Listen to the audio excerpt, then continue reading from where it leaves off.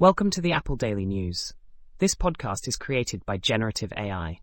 Today is 19th September 2024, and we're diving into the latest stories surrounding Apple technology, software, and devices. As always, links to all stories can be found in the episode notes. Let's start with a fascinating development in the world of Apple intelligence. Hackers have unveiled a tool called Masaka X, which enables Apple intelligence on older iPhone models like the iPhone 12 and even newer ones like the iPhone 14. This tool doesn't require jailbreaking.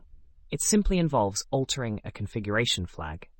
This discovery has sparked a debate about Apple's marketing strategies, as the company previously claimed that only the iPhone 15 Pro and iPhone 16 models had the necessary hardware for this feature. Critics suggest this might be a case of misleading information, potentially damaging consumer trust. In regulatory news, Apple has received a stern warning from the European Union to open its iPhone and iPad operating systems to rival technologies. This is part of the EU's Digital Markets Act, which aims to ensure interoperability and promote competition. Apple has 6 months to comply or face hefty fines. This situation highlights the ongoing tension between tech giants and regulatory bodies, as the EU seeks to curb monopolistic practices. On the software front, Apple has introduced Final Cut Camera, a new app designed for video production. This app offers professional controls and allows for live multicam sessions by connecting up to 4 devices. Users can customize video settings extensively, ensuring high-quality footage. The app is compatible with the iPhone 15 Pro and Pro Max, and recent updates have improved connectivity issues. While some users have noted performance lags, the app is generally praised for its intuitive design. Turning to hardware, the iPhone 16 Pro has been reviewed as an incremental update. Many of its promised features, including the new Apple Intelligence AI capabilities, are still pending future software updates.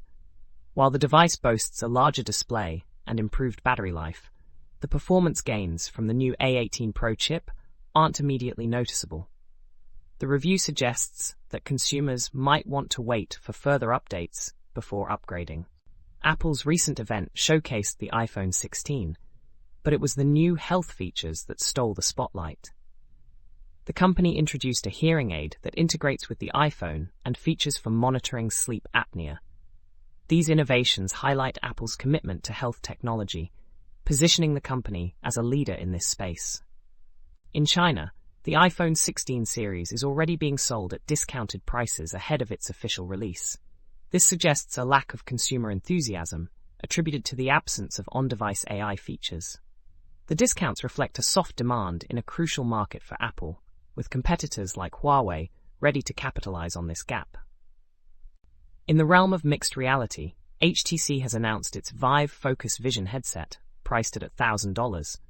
This device aims to compete with Apple's Vision Pro and other high-end headsets. With features like built-in eye tracking and a 5K resolution display, HTC is targeting both gamers and enterprise users, offering a versatile and powerful option.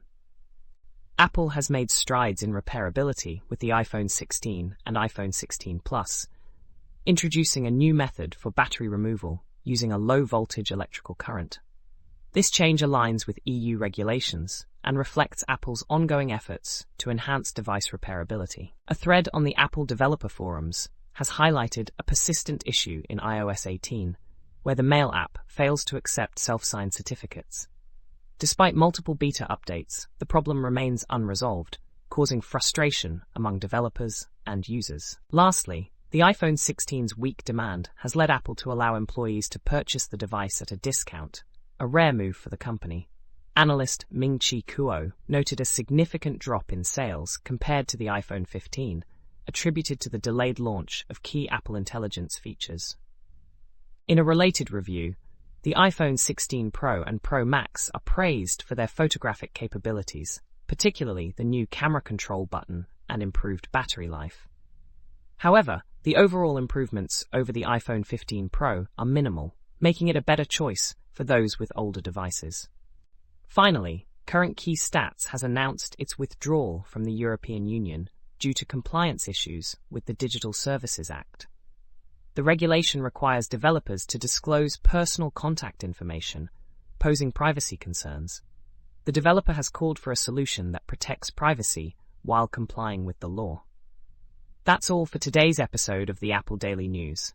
We hope you found these stories insightful and informative. Don't forget to check the episode notes for links to all the stories we've covered. Join us again tomorrow for more updates on everything Apple. Until then, stay curious and stay informed.